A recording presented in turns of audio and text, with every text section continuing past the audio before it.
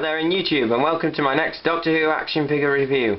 In today's episode we are looking at Patrick Troughton, the second Doctor, and a Cyberman from the story Tomb of the Cybermen. These two figures were a San Diego Comic Con exclusive, the first one of 3 exclusives. I can't remember which year, I believe it was 2008, and they're 2 very good figures. I will begin this review by looking at the second Doctor. And as ever, I will begin with the articulation of the figure. The articulation on the second Doctor is as follows. The head can't move, it doesn't turn at all, it's very, very tight, so I'm not going to force it too much. The arms can do a 360, the biceps can do a 360 and of course the bend, and his wrists can do a 360. However, watch out with this figure, as because of the cuffs of his frock coat, you may end up pulling the hand out. Mine came off the first time I had a look at it. The knees and the legs can go forward and backward and to the side a little bit, hindered by his frock coat. And it's very stiff, but his legs can bend. And there's no ankle articulation. The torso can turn. I can do a 360. So there, pretty standard Doctor articulation for this figure. And I will now begin to talk about the detail of the figure. And the first part I will look at is his accessory, which is his recorder, which Patrick Troughton his Doctor is very famous for having. This is the recorder he had in the show. It's very, very nice. It's the 2 shades of blue in the, well, I don't know the name of the pattern, but the stripy pattern, and it's got, you probably won't be able to see here, but it has got the holes painted on, and the tip has been sculpted on very nicely, and at the bottom it's got the little spangles at the bottom there, which are very, very nice. The tassels, that's it, and that can just slot into his hand. Well, it will slot into his hand, and that's very, very nice, and you can pose him playing the recorder if you so wish. But now on to the detail of the figure itself. To begin with, the face sculpt on this figure is absolutely fantastic. It looks just like Patrick Troughton. It's instantly recognisable, as in they've done a great job. You can see the very thick eyebrows, and you've got the creases of his skin, and the mouth is very, very nice. And they've and they've captured the persona of his Doctor very, very well. He was quite clownish, but he also did have his serious moments.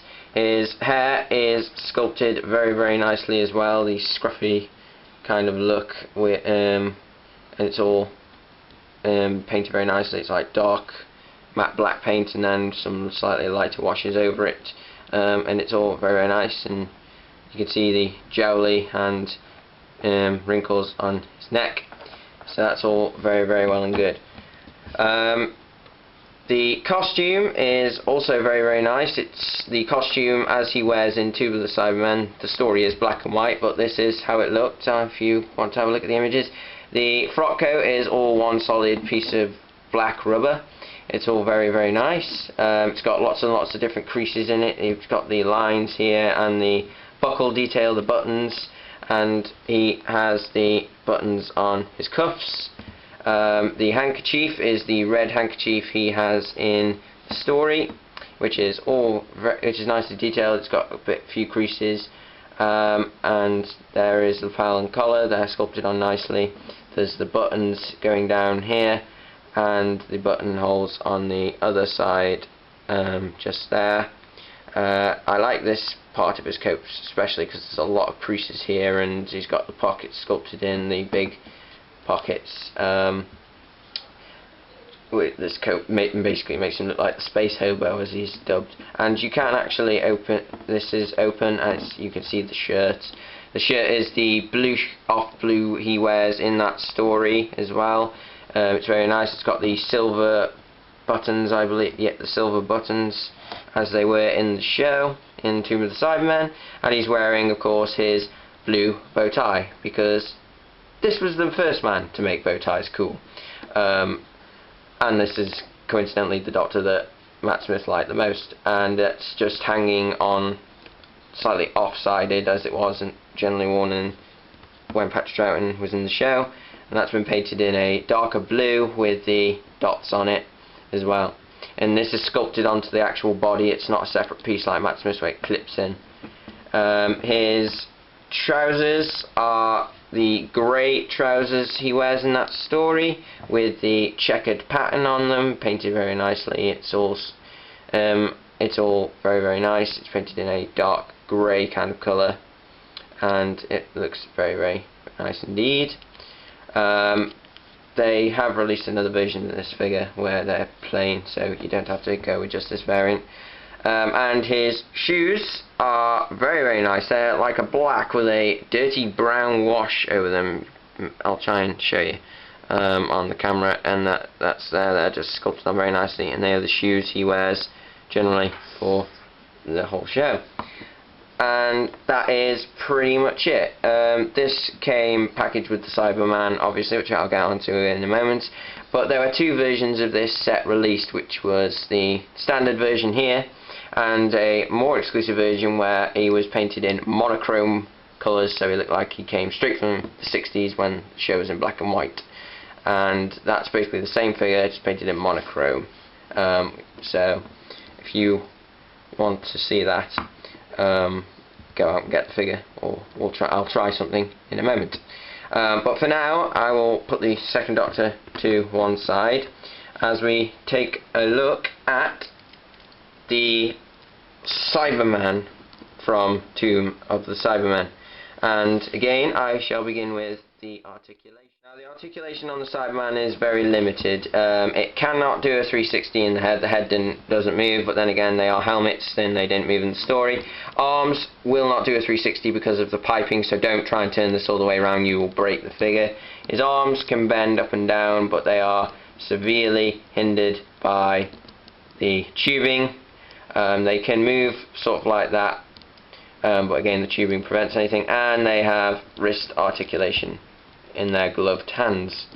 Their legs, they can go forward and slightly out to the side, but not too much. Don't force it too much as you'll break the cables again. And they can bend, but once more the tubing prevents it. And the boots, I'm not sure whether they are able to move. I'm not going to try it, but they may be articulated. If they are, can someone please let me know? And that's it for the articulation on this figure. It's a very restricted figure because of the complications with the sculpt. But detail-wise, this is a very nice Cyberman. Now, this is the second incarnation of the Cybermen seen on TV.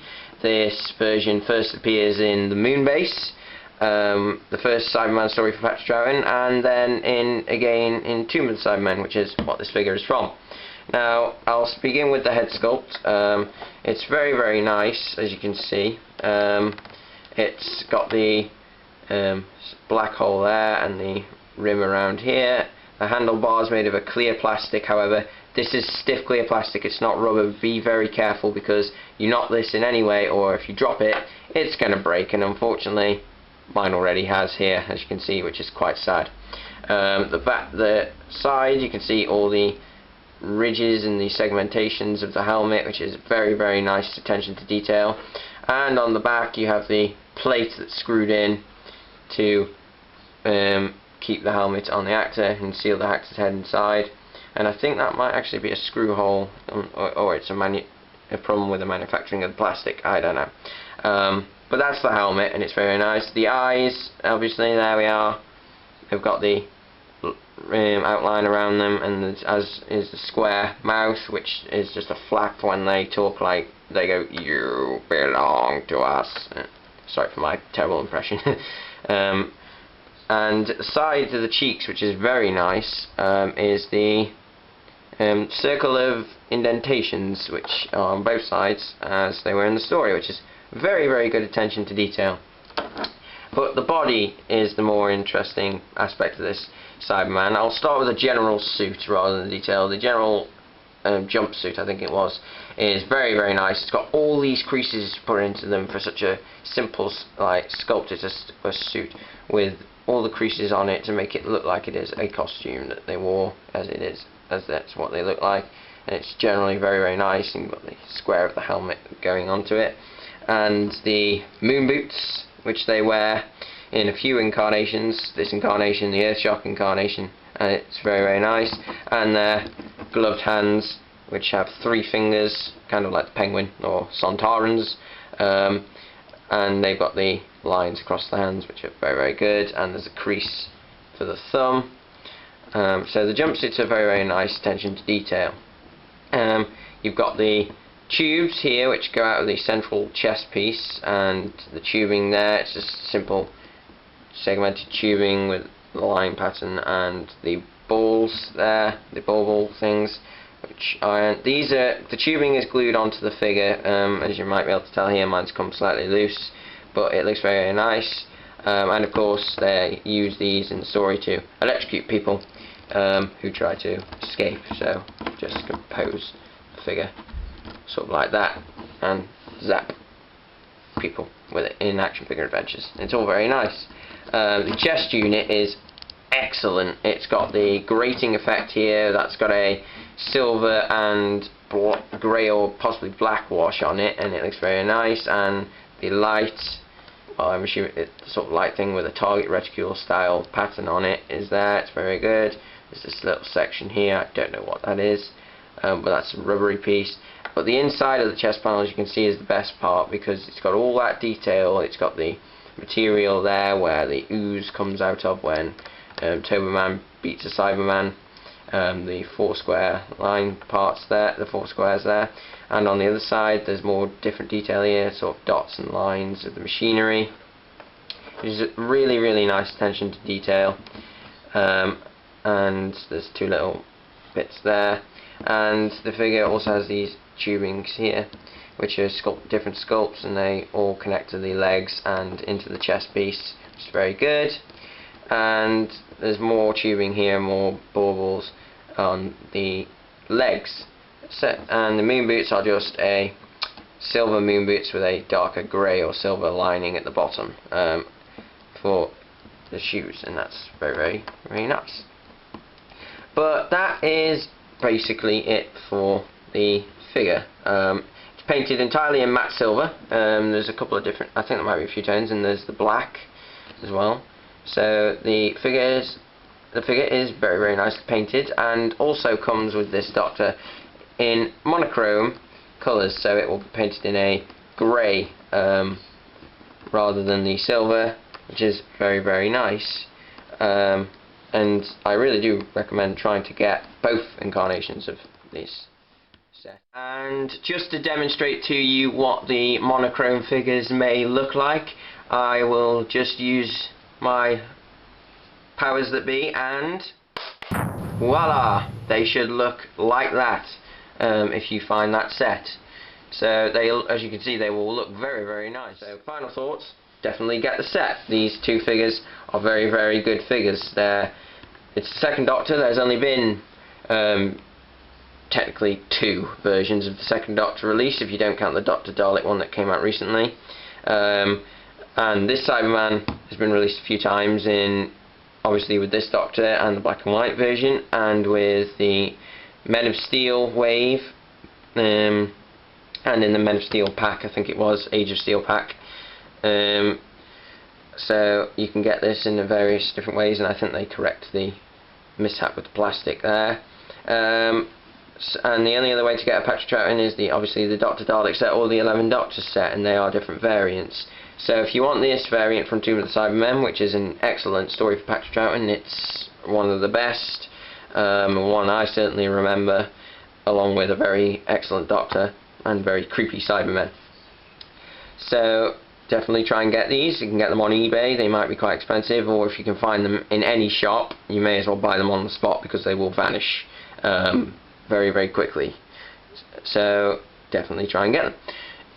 So thank you for watching my latest review, guys. My next review, I do not know what it is. I'm hoping to continue more in this sort of vein, maybe the 60s, early 70s, but if not, it will probably be the Cyberman from Earthshock, which is probably my favourite type of Cyberman in the 80s, because they didn't change much, but that's probably my favourite figure. So that will either be that or another 60s, 70s era set. So thank you for watching this episode, guys, and I shall see you in my next Doctor Who action figure review.